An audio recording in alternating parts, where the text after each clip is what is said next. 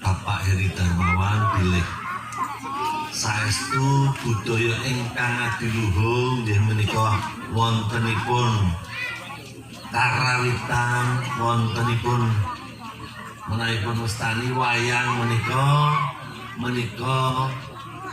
saestu budaya ingkang kedah kita uri-uri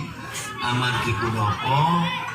amargi bangsa ingkang kiyat menika bangsa ingkang saged nguri-uri lan boten ninggalaken akar kabudayanipun. Awit saking menika kawula saking pemerintah daerah Kabupaten Kulonprogo saestu paring pakurmatan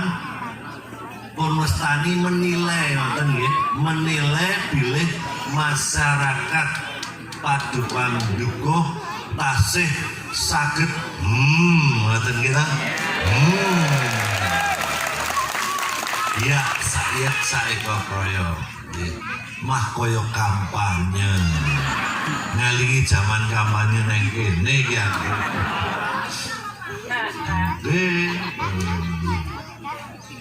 wonten ing mriki boten sanes kawula nderek ingah lan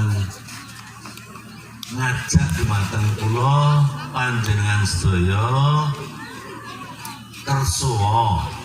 kita tetep nguri-uri amametri kabudayan ingkang wonten ing tlatah mriki sedaya menika. Lajeng ing pangajap